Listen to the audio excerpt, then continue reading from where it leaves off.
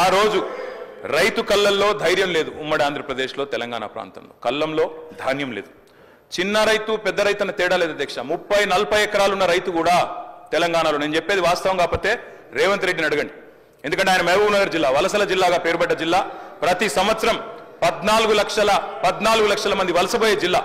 అధ్యక్ష కేటీఆర్ గారు సభానాయకుడు రేవంత్ రెడ్డి అని ఏకవచనంతో మాట్లాడకండి అధ్యక్ష. సభానాయకుడు గౌరవం అనేది గౌరవం ఇవ్వండి. రైట్. గౌరవం అనేది అధ్యక్ష, గౌరవం అనేది ఇచ్చి పుచ్చుకోవాలి అధ్యక్ష. ఇస్తాం, మేము కూడా ఇస్తాం. ఇవ్వకపోతే కేసీఆర్ గారిని ఇష్టం వచ్చినట్టు మాట్లాడితే మేము కూడా అట్లే మాట్లాడాల్సి వస్తుంది అధ్యక్ష. దానికి మేమేం చేయాలి అధ్యక్ష. 20-30 నేనేం తిట్టలేదు కదా అధ్యక్ష. నేనేమన్నా అధ్యక్ష పేరు పెట్టి పిలిచిన అంతే కదా. అదే ఏకవచనంతో పిలవకండి మీరు చాలా అధ్యక్ష. Okay right. పాలమూరు లాంటి జిల్లాలో 20-30-40 ఎకరాల రైతులు కూడా హైదరాబాద్కి వచ్చి కూలీ చేసుకునే పరిస్థితి అధ్యక్ష. ఇది వాస్తవం. ఎందుకంటే నీళ్లు లేవు, కరెంటు లేదు. అట్లాంటి పరిస్థితుల్లో రైతులు కూలీలుగా మారి అడ్డా మీది కూలీలుగా ఇక్కడ హైదరాబాద్ లో పనిచేసిన దుస్థితి. అందుకే మేము 20 ఎకరాలు 10 ఎకరాలు 12 ఎకరాలని కోతలు పెట్టలేదు అధ్యక్ష. తెలంగాణ ప్రాంతంలో నీళ్లు లేక ఎన్ని ఎకరాలున్నా రైతు కూలీగా మారిపోయిన దయనీయమైన పరిస్థితి ఉండే కాబట్టే మేము ఆలోచన చేసినాం అధ్యక్ష. మేము ఆనాడు మొట్టమొదటి ప్రాధాన్యతగా తెలంగాణ రాష్ట్రం ఏర్పడిన తర్వాత వ్యవసాయ రంగాన్ని తీసుకున్నాం. మా ఉద్దేశం వ్యవసాయ స్థిరీకరణ, వ్యవసాయ స్టెబిలైజేషన్, అగ్రికల్చర్ స్టెబిలైజేషన్. ఆ కార్యక్రమంలోనే కొన్ని విప్లవాత్మకమైన కార్యక్రమాలు తీసుకున్నాం అధ్యక్ష.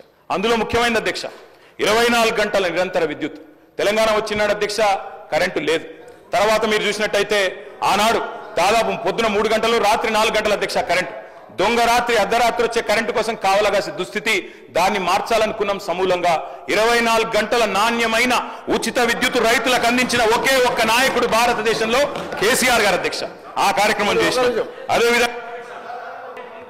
మీ అనుమతితో పర్మిషన్తో సభను ఎప్పుడు కూడా తప్పుతో పట్టించే విధంగా 10 ఏళ్ళు మంత్రిగా పనిచేసిన సీనియర్ శాసనసభ్యులు 24 గంటలు ఇచ్చినామని చెప్పినప్పుడు మధ్యలో మా పిసిసి ప్రెసిడెంట్గా ఉన్నవారు అమెరికాలో ఏదో మాట్లాడితే నేను అప్పుడు ఇమీడియట్గా నెక్స్ట్ డేనే బండ సోమారం అని భువనగిరి మండలం ఒక సబ్స్టేషన్కి వెళ్ళి లాగ్ బుక్ చెక్ చేయించి 4 నెలలకే లాగ్ బుక్ చెక్ చేయించి ఆపరేటర్తోనే నేను ఇంటర్వ్యూ తీసుకొని ఎన్ని గంటలు వస్తున్నాయంటే 10-11 గంటలు సార్ రికార్డు ఉంది సార్, నేను పంపిస్తాను మీకు.